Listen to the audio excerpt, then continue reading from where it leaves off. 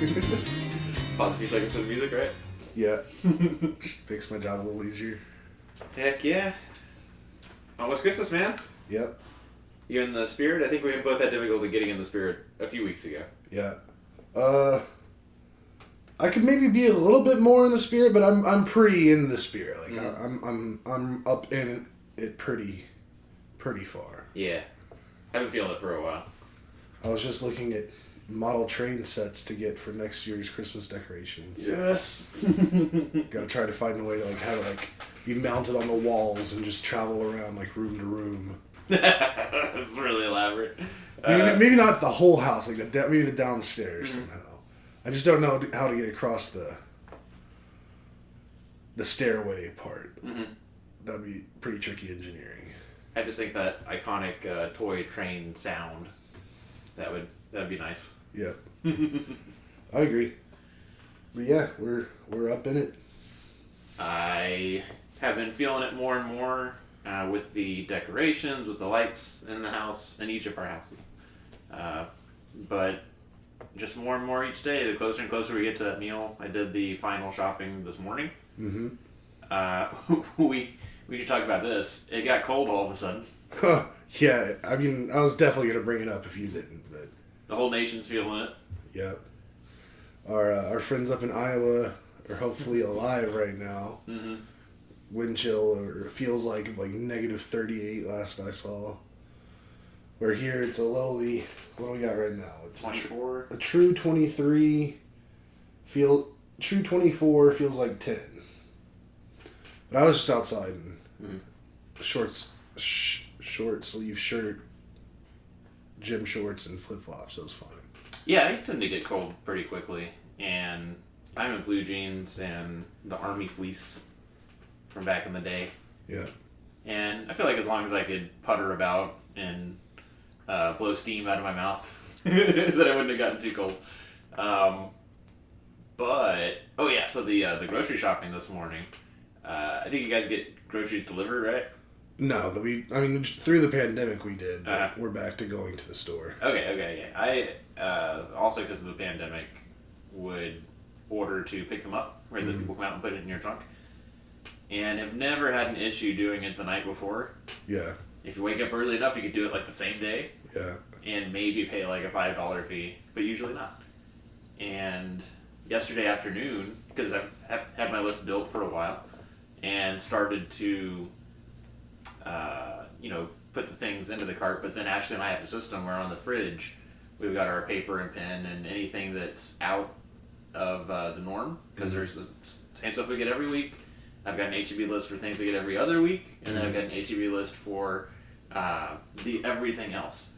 And anything that is not on that standard, we get it every week, every Friday morning, we put it on the fridge. And had a ton of those because of the Christmas dinner this weekend. And you have to take care of...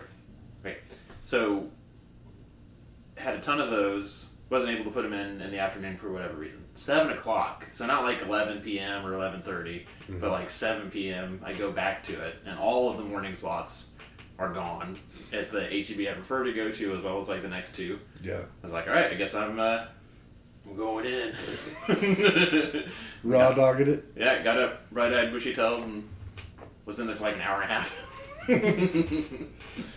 But got everything you needed. That's funny. I too went to HEB today. Mm-hmm. Wanted to buy all the groceries and stuff I would need until Monday, just because, with Texas power grid, who knows if we're gonna lose power or not because of this cold, and then Saturday, Sunday are holidays, and I really do everything within my power to not have to go to any stores or anything on holidays, just because I don't want to perpetuate people having to work on those days. Nice. I didn't go as early as you. I went there at 11, but from 10 to 11, I basically made my list, and then I sorted it and listed it in order of moving through the grocery store. I know where everything is, so I could just make one loop around the store, get in, get out. Mm-hmm. And I left here at 11, on the dot. Wheels rolling at 11. It only takes maybe 5-6 minutes to get there. I was in line to check out with like 40. I had to get like 42 items. Mm-hmm. I counted it out, like how many different, like, it's one of the biggest shoppings I've ever done. Yeah. Or I've done in a long time. This was the biggest for me. Yeah. And I was in line to check out at 11:30. So I feel like I did pretty well, even though it was still pretty crazy busy. Mm. But it was also wild because I 11 was like, I made myself go at 11 because I knew the cold front was coming in, and I wanted to get it done before it really hit. And it was wild. Like, I went into the store at like 11:05, 11:06. Mm. It was like 52, 53 degrees outside. Go in, 30 minutes later, come out, and it's like, it's already down to like the high 30s maybe, and the wind was just like blisteringly cold. Like, it was pretty intense. So glad I got that out and done in time. And now I don't have to go to the store until Monday. I don't think the morning slots would have filled up like they did just because of Christmas. And the reason that I was inspired to go back to the list at 7 p.m. instead of like 10 or 10:30 when I'm in bed, I saw on Facebook people were starting to panic and like post photos in Facebook of shelves, empty shelves, like poultry and stuff gone. So I was like, oh great. Yeah. And then sure enough, when I went to HEB, all the slots were filled up. And yeah, it's cold. Very cold. It's pretty awesome though. Oh, but Ashley drives a little sports car and teaches downtown, trains downtown-ish Tuesday nights, Thursday nights. So when I found out it was going to get cold, I've been looking at the temperatures, like even through yesterday, and I was like, all right, certainly Tuesday, but I think yesterday as well, at like 7, 8 p.m. when she would get out of that, it was supposed to be like 44, and then drop down to like 24 at 9 p.m. Yeah. When she should be like well home and safe and all that. But then, like, you text us that it was already 32, that it was officially 32, like 1, 2 p.m., something like that. Yeah. Yeah. So just all kind of coming more intensely than I knew even yesterday. That's what she said. Which just makes it feel that much more like Christmas. Which I think it was the whole circle I was trying to do. Very good. Very well done. Nah. Yeah. What else is going on? Work. We were talking how it's been dead most of this week. Today was like suspiciously busy, where I was exiting HEB at 7:30 or whatever, and was already like getting calls from people where it's 8:30, asking if I could help with XYZ, and so needs such and such. And normally I've got, I mean, the last couple of weeks anyways, I've got the days myself where I can do things like go-to-market planning and kind of strategizing for next year, but that kept me busy. This one ask from a particularly important to me partner through all the morning and the rest of the afternoon, and I'm going to have some more opportunities next year, which was something that I've been working on but was like made official this afternoon, which I'm also pretty happy about without being too specific about that. And yeah, you're officially off tomorrow. I'm not officially off, but similar to Thanksgiving, I suspect we'll get an email from the CEO, telling us all how great we are and take the rest of the day off. So looking forward to that, and we're gonna come over later tonight and do a Christmas hangout, and then Ash and I are just gonna do home stuff Friday, Saturday, and then the family's gonna come over Sunday. Kind of, again, a big epic meal planned. For me, what's almost as much fun is like the planning for it and having the precise timeline of when things are going in and making adjustments. Like the brisket that I got is 7 pounds heavier than I had anticipated, so I'm going to put it in a couple hours earlier than I had planned.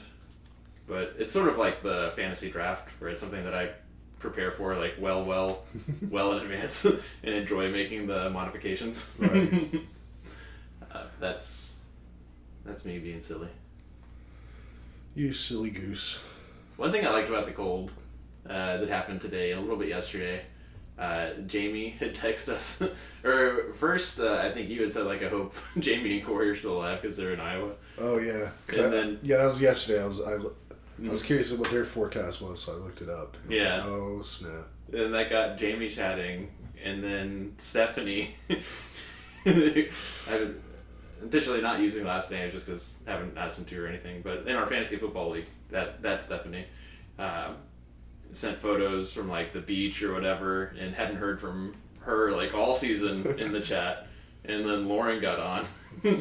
Oh, no. Yesterday it was Tom. Yeah. Tom got on for the first time ever, I think. I think Stephanie had chatted before. But then, this morning, Stephanie got on. And then Lauren got on. I was like, everybody's that, like, hadn't chatted all year just suddenly, like, popping out of the woodwork. Well, when we see Stefan get in there this weekend, that really rounded out. We've barely heard from him, too. Yeah.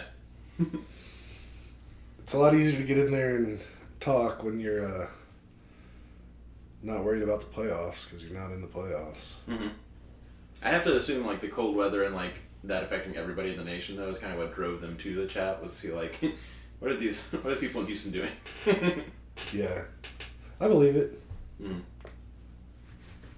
Good stuff. Great stuff.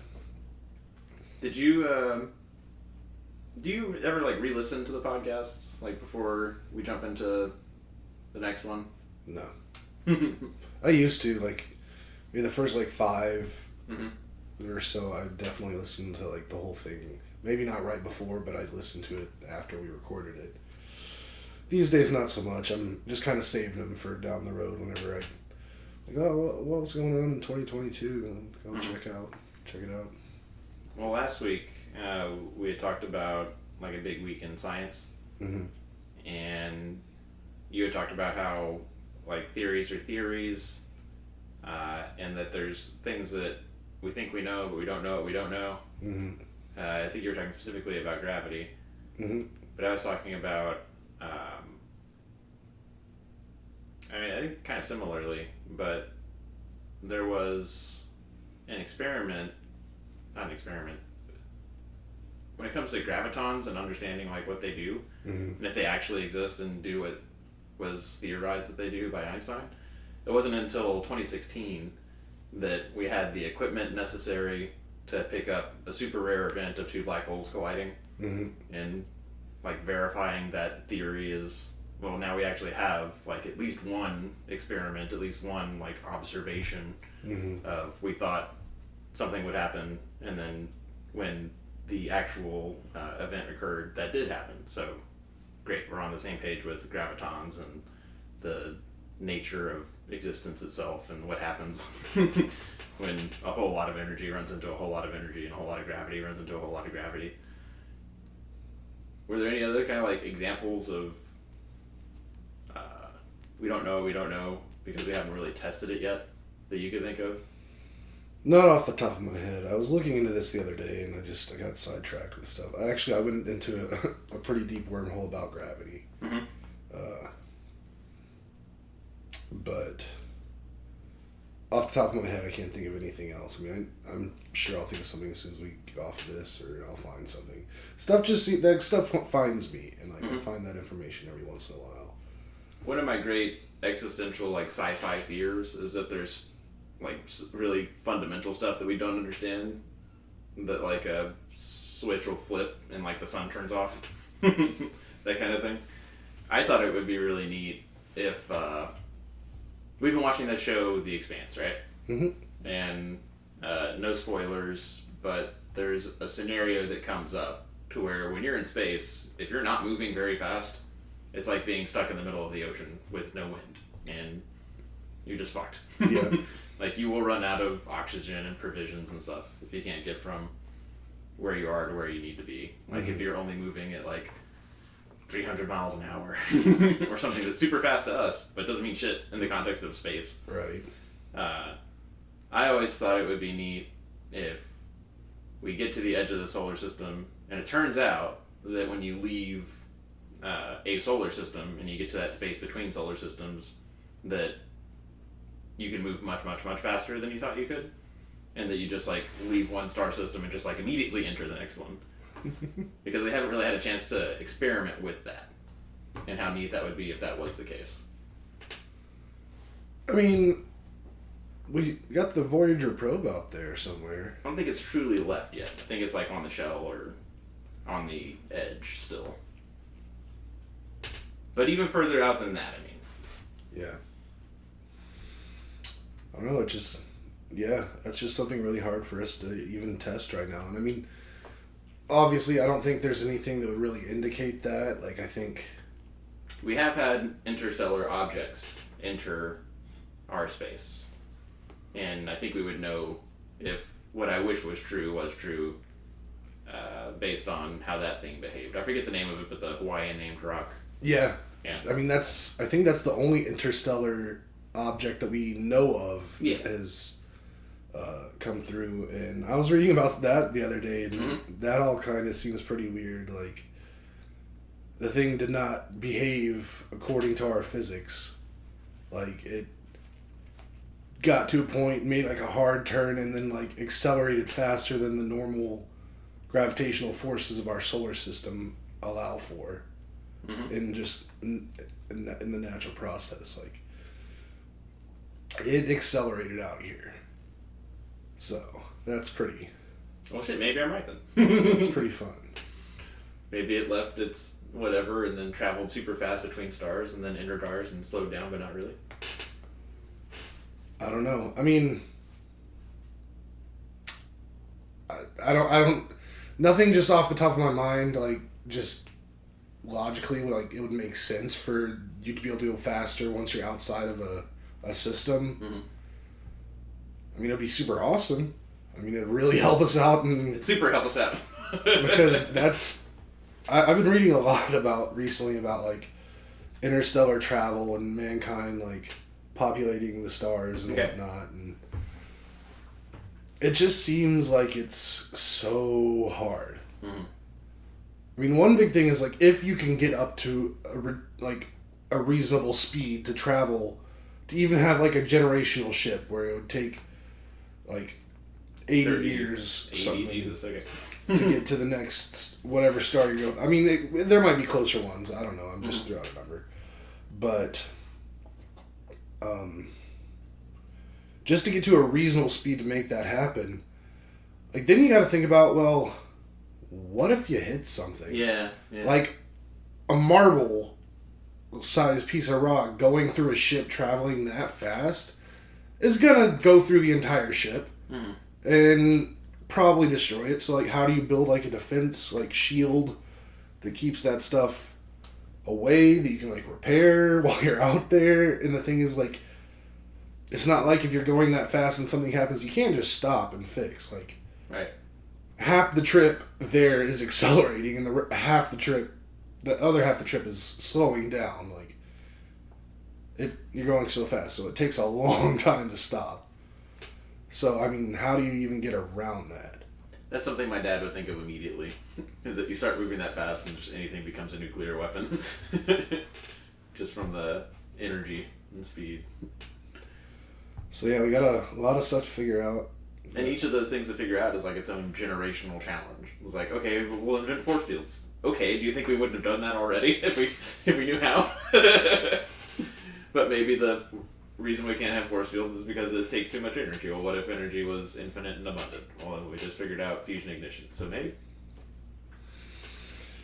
Really would be neat to see where we're at in about a couple hundred years. If we're even around anymore. If we're even around anymore. What do you mean?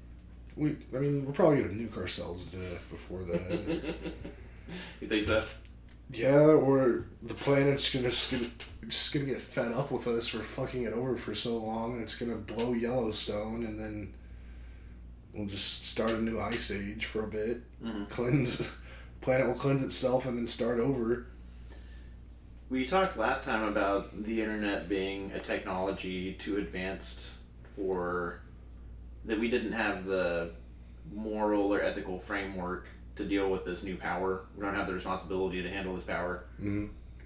And I think about that all the time when it comes to nukes and nuclear weapons, and that we have had what I've before called a god of death that we have invented, and that we have literally stored underground, like if it was some sort of like vaulted demon. And somehow, I mean, we've probably been able to end the species since the 60s at least. Yeah. For 60 years, for 2 generations at least, we've managed not to. And when, I think it was Reagan, said like, what would unite the human species? Well, if aliens came, maybe. You know, some sort of existential threat to the species. The thing that goes against that theory is we've had existential threats to the species. Yellowstone has been known about for a long time. We know that there are like ice age causing asteroids and comets that come randomly. And we've had that god of death, like the Russians have, we have, maybe the Chinese have, this ability to just end history with like the click of a button. A couple keys have to be turned. Sure. Secretization. But I'm glad that we've put it off, or that we've managed not to. And this whole god of death idea, I've thought about it a whole lot. And not just in a negative sense, not just in, dang it humans, how dare you create this god of death that could end history and end the species. I've often thought of it in terms of like, why do politics matter? Why does it matter if we're good people or not? And at least one answer is, if you don't believe in the supernatural, if you don't believe in judgment after death, there is still the very real, we live in the United States, in a nation where the leaders, the Congress, the president has a huge amount of responsibility for this god of death, this nuclear arsenal. They're democratically elected. They're inevitably elected by all of us pulling a lever, pressing a button that says, these people represent us in Congress, this person will be president. And that's why it does matter. Like, people tend to, if you get upset about politics and politicians, there's this huge slice of folks who will say like, whatever, it doesn't matter. Or it doesn't matter that politician is a good person or not, because it's just politics. But, I mean, realistically, every single day, we're pointing a nuclear arsenal at the rest of the species and saying, it's okay for the United States to have this as part of our defensive strategy, because Americans are that good. Because the people of the United States are so worthy of defense that it's not a big deal. We're pointing Armageddon at everybody every minute of every day. And I think that that's a huge responsibility and a huge thing to live up to that people don't think about. I doubt anybody wakes up going, I should be a good person today, I should be a good neighbor, and the people I elect or seek to have elected should be of a certain caliber, because as an American, not just the bombs that get dropped have the U.S. flag, and the people we drop them on don't care who I voted for, they care about that it has the flag of our nation on it. Similarly, as an American, I am pointing a nuclear arsenal at all of existence. I am pointing the end of history at all of existence, every minute of every day. That should push people in a direction of being good, to me. And I think we could have a whole civic religion around, like, every year. There's a movie coming out, Oppenheimer. Mm-hmm. And we could have a day every year where we commemorate, look, we created a god of death, and good on us for one more year of not pressing the button and killing everybody. This is your yearly reminder to be a good person, because as an American, you point death at the rest of the world, and everybody says it's cool, because ostensibly, Americans are the best. Well, we did create it, so I think that gives us a little leg up to have it over other people. Mm-hmm. I'm just kidding. While you're saying that, I just had this one funny thought. I was like, I think the only real reason we haven't nuked ourselves to death yet is because the people that would make those decisions are the politicians, like the presidents, the runners of countries.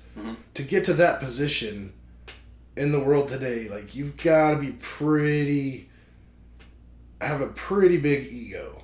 Yeah. And you want people to like you, and you don't want to be known for doing the big bad.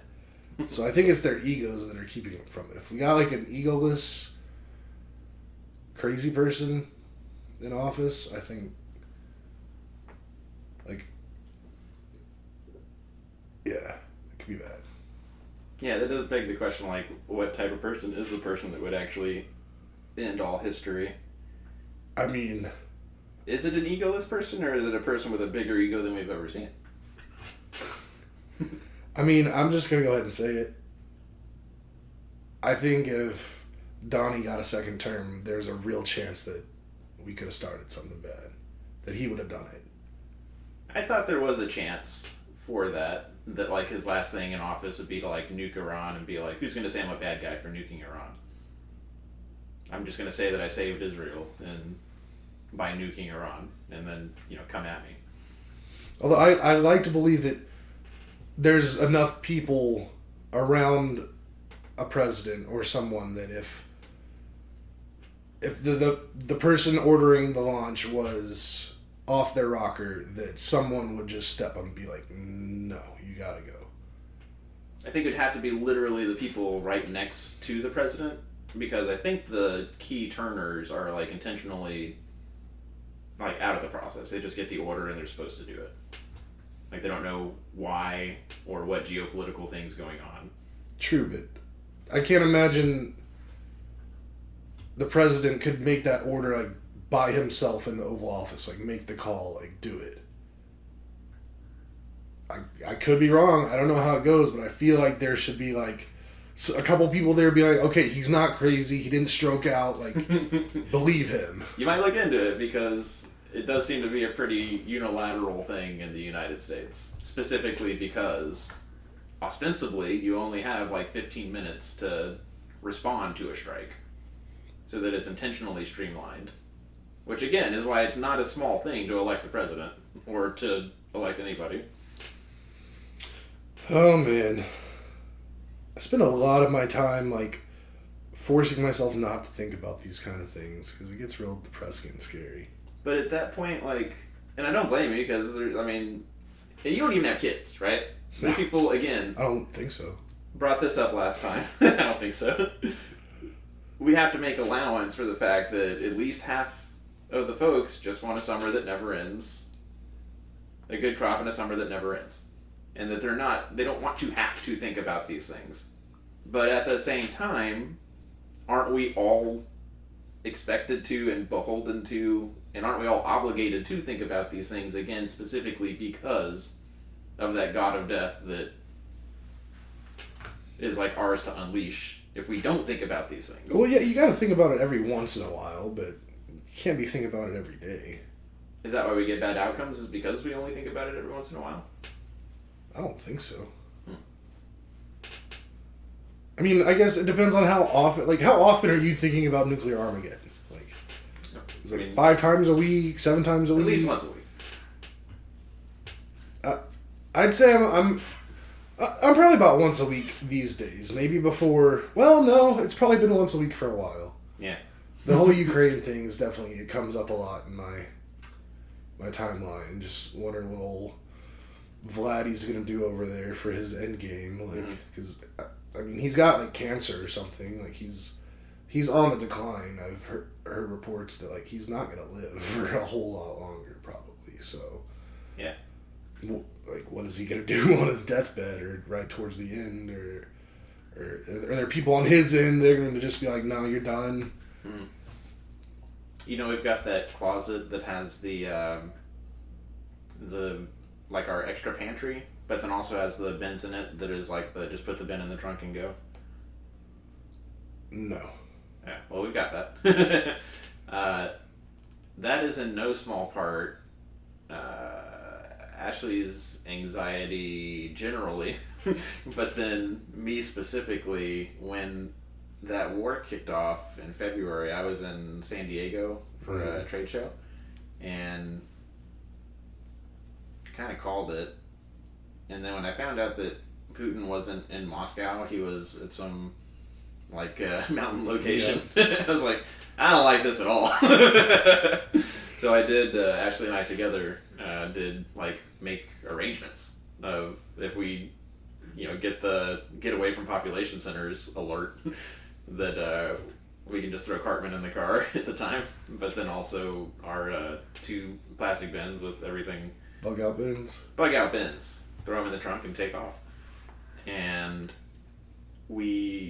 it's not just a disaster preparedness closet. I mean, we're ready for that now, but it's also our surplus kind of pantry at this point.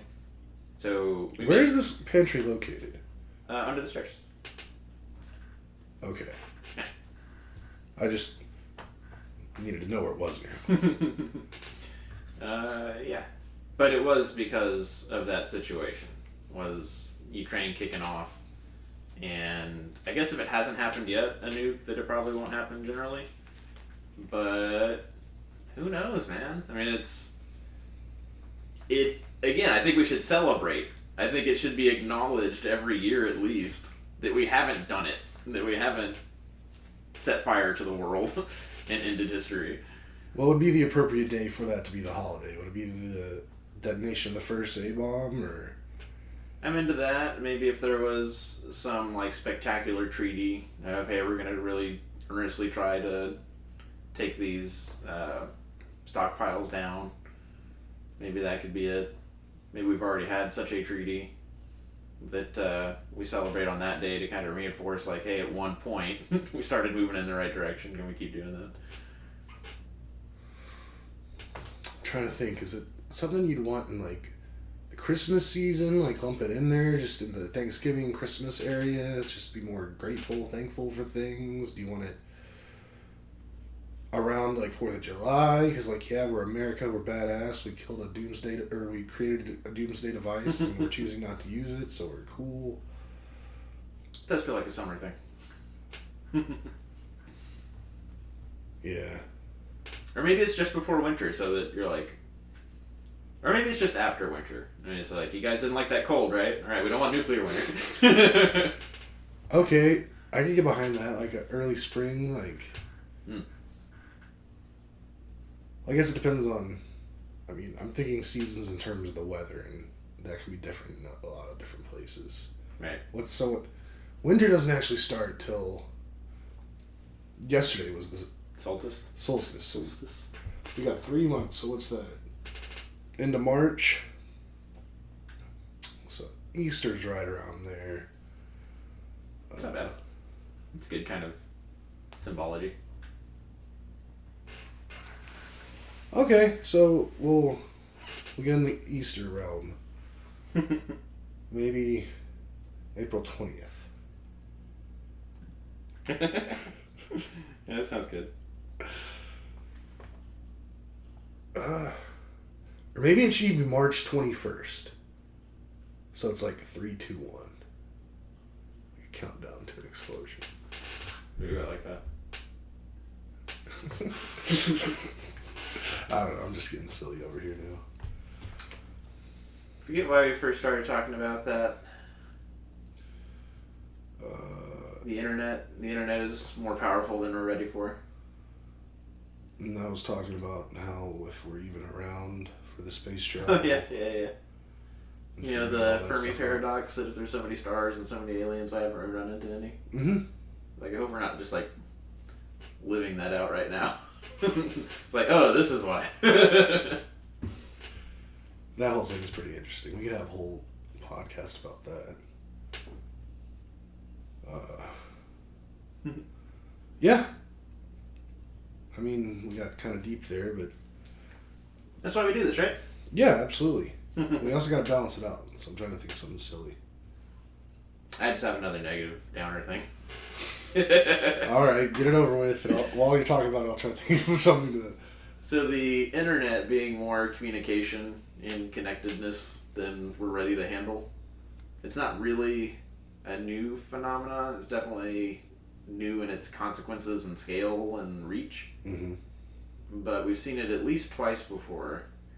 One was radio, which in the U.S., and I don't want to preach like a history lesson, but it's supposed to be a bottom-up government of everybody locally elects their officials, and then at the state level elects those representatives, and then whatever happens at the top at the federal government is just like the net consequence of people voting from the ground up. And a few things undid that.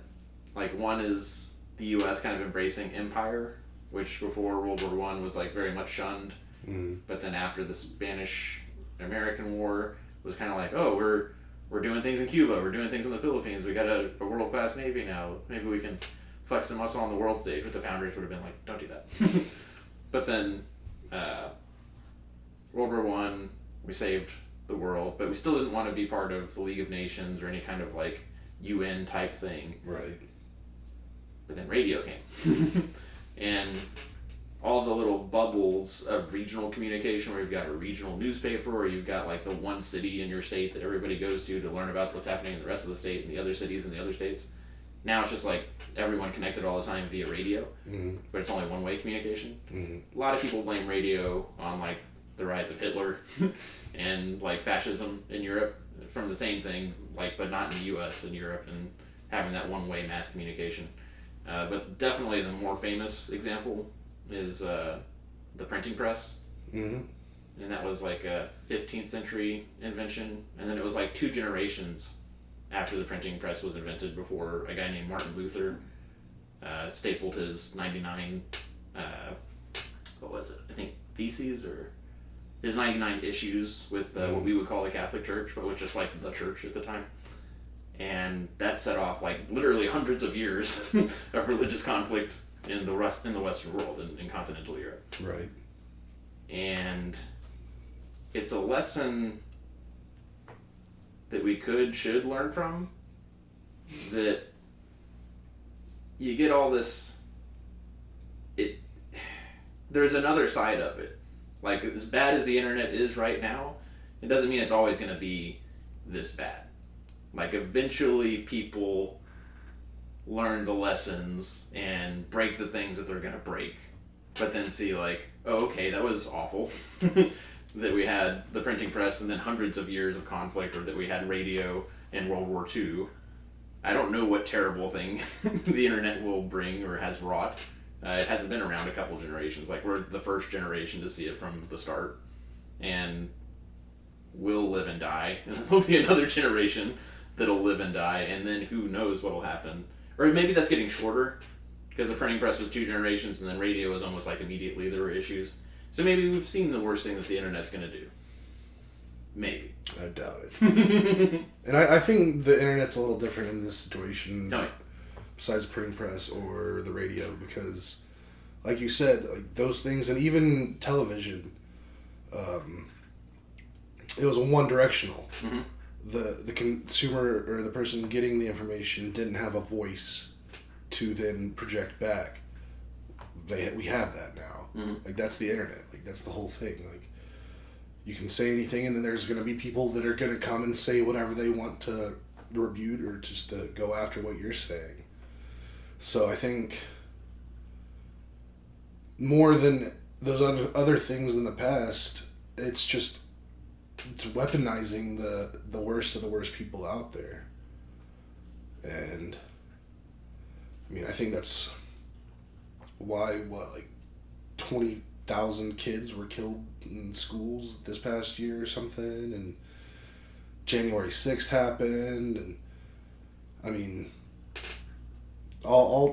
there's a bunch of little stuff that's going on, like little bits and pieces. It's not a full-blown world war yet, but again, I think a lot of that is because it's kind of hard to have a world war when there's nukes involved. Like the last one we had, we had to create the nuke to stop it. We haven't had one since. If we got on a full-scale world war, do something else. But again, that's why I think we're seeing some big effects. Like,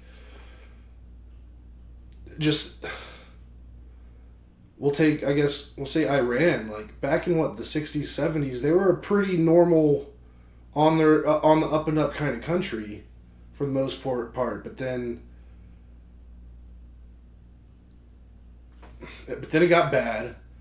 Then it kind of started getting a little better, but now it just seems like we're regressing in a lot of little spots all across the world. Like we're going backwards. Like we're definitely going backwards in America with just everything, cost of living, wages for the people that we need to be good, like teachers and all that stuff. Like we're going backwards. We're losing rights.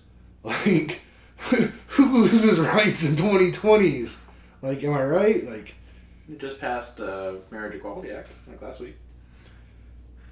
I mean, that's true, but that was a struggle, and then now the House is about to be in the red hands, so we'll see if we can do anything much there when that happens. Like, I don't know. It just seems like we are regressing all across the globe, and I think it's because of the internet. There's a lot of big brains that agree with you, specifically around authoritarianism and in places where it should never happen, like whoever the Italians just elected as prime minister is somebody that's said great things about Benito Mussolini, who was a fascist before Hitler was a fascist. Right. Yeah. Got that guy in Eastern Europe. I want to say Hungary, but if I'm wrong, I feel really bad. I know what you're talking about. Okay. The Brazil guy, Bolsonaro, yeah, but he just got ditched. But there does seem to be a calling for, and Biden always talks about the war in Ukraine in this light of authoritarian versus democratic, who gets the better outcomes, and I think the big authoritarian players are the Chinese and the Russians, and you got a bunch of bit players. Oh, but then you have the Saudis, and really all of those kingdoms, right? Where it's 1, 2, 3 people in a country get to dictate what happens in the entire country, and they're all doing it a little bit differently. Where the Chinese for 30 years have had enormous economic growth and enormous influence operations around the world in media, in politics, and all the places they have. Who knows what they want to do with it? Historically, they've never been we're going to go annexing all these different countries, and that colonialism has never seemed to be a part of what they do, unlike the Russians. You're we had this empire, we want this empire back, and Putin has got the oil money on lock, so all the money flows through him and his dudes, and if he says we're going to invade Ukraine, we're going to invade Ukraine. And then the Saudis have their model of, we've got all this gold, or all this oil money for 80 years. Watch us build FIFA over a summer. Watch us build all these crazy cities and tallest this, biggest that. 100-kilometer long building or whatever they're building right now. The line, yeah. So they're all doing it a little bit differently, but they're trying to say look at us and our authoritarian government and all the great things that we can do because 1 or 2 or 3 people decide that that's what's going to happen. The West, how are you ever going to compete with this? But then, at least on a military stage, we still win. Yeah. By a long shot. But that's, when you talk about regression, there does seem to be not inconsequential elements in all of these countries that like to think of themselves as Western democracies, including ourselves. That in a nation of 330 million, you're talking about millions, if not tens of millions of people who would prefer to have a strong man tell them what to do, and as long as good crop, summer that never ends, they'll just do whatever they're told. And that's an issue and a challenge, and I want to push back against you saying things are regressing, because I could point out the marriage equality, I could choose to point out this, that, and the other, but you're not alone in thinking that by any means. And certainly a lot of the... And I'm not wrong in a lot of ways, too. I right. mean, I'm not fully right, but I'm not fully wrong. I just pointed to examples to back you up. Yeah. Like abortion. Mm-hmm. Roe v. Wade, that's a regression. Yeah. I don't know, man. I'm just glad I don't have children. This is history playing out, though. I mean, this is how it happens. Yeah. Guess there's bad times all the time. And I guess everybody feels like their time's the worst, but I mean, if you look at the stats, we're living in a pretty bad time. I guess they were living in a pretty good time too. I mean, it's true. As I say that, sitting in my heated, comfortable, large house in a nice neighborhood, like, but I don't know. People just suck. What is that old phrase? A person is good, people are bad, or something like that? Sure. I want acreage. I just want some acreage and a house in the middle of it and just... You want to abandon society? I don't want to abandon it. I just want to get on the outside, like on the edge of it. So like I can go in and do some stuff, but then I can also like get back, and if I need to, like get really far back. I think this is why we have religion. Is to try and get people to cooperate and work together in large numbers. Oh yeah, I mean, absolutely. Religion has been... I was watching something recently talking about how religion has just been used forever to just kind of quell the masses and just kind of keep everybody in line.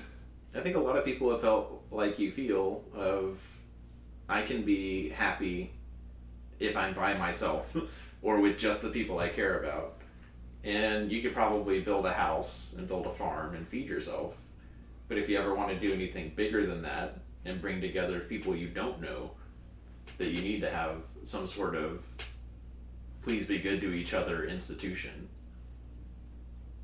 I mean, just be good. I don't think you need a reason to be good. I think the people that need reasons to be good are already pretty bad. Like, if you need a reason to, like, not be a total piece of shit, then you need some therapy. Or some medications or something. But how do you build a society of strangers without something like religion? Well, I mean, in the past, I think it would have been a lot harder. Nowadays, I don't think it would be near as hard. But at the same time, too, I think, and I've said it before, I think we're beyond saving pretty much at this point. I mean, I hope you're right, that we're just new technology, we're going to deal with some hurdles for a couple generations, and it'll kind of smooth itself out, but I don't know, man. And I don't know, I'm not the one that's going to rebuild society or try to bring everyone together. Like, I want to go live on my farm and just watch someone else do the work. It's not going to be me. And that's why you're responsible for unleashing the god of death, Kelly. I hope you're happy. I mean, I'd almost feel bad that you just said that, but I know that I've been a good person. I know that I could probably find dozens, if not possibly hundreds of people that would vouch for me being a good person. Let's say that I had some kind of positive effect on them. So I feel like I'm doing my part. Just doing it in my way. We've gone long in this one. This is a conversation we'll definitely hit up in a subsequent podcast. Yeah, I need to get more prepared for these things. I need to have more notes and stuff to draw on. And need to get a little bit more structured in how we're doing this, just so we can have better conversations. I think that's the big picture ultimate struggle, is that we can find ways to be happy as individuals, and some of those might be like big picture good, some of those might be big picture bad, but it doesn't really matter until you try to bring individuals together. Well, the thing is, too, I don't think even if I had my farm on my acreage or whatever, I would never be really happy because I know what's going on in the world. Like, if I had no idea, and the thing is, I could not just shut it off. I have to know what's going on.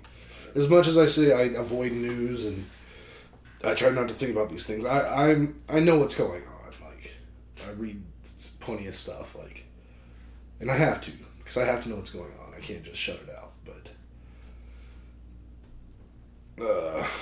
that's where I was going with that. It doesn't matter. Does it go back to kids, that if you had kids, then maybe you wouldn't? No. Although, I don't know. I don't even know what would happen if I had kids. I mean, probably. I guess I could possibly see myself, like, caring more if I had kids. That's something I would be interested in hearing from a bunch of our friends that are parents. Is if having kids made you care more about the world because they have to grow up in that world, or if it made you care less about the world because the kids become your whole world. That's a catch-22. 22 right there. I mean, unless one of them is just on its face stupid. Unless like 99% of parents be like, no, not that one. I mean, every parent has a favorite. Like, that's something as I've gotten older. I mean, out of those two paths, I'm not saying favorite kids. Oh. Well, I'm saying favorite kids. Every parent has a favorite kid. It's like, yeah, that kid's my world. That one, not so much. So I'm looking at the good one. I don't care about the world. I'm looking at the bad one. I'm like, God damn it, what kind of world made this kid such a piece of shit? All right, that'll wrap it up for this week.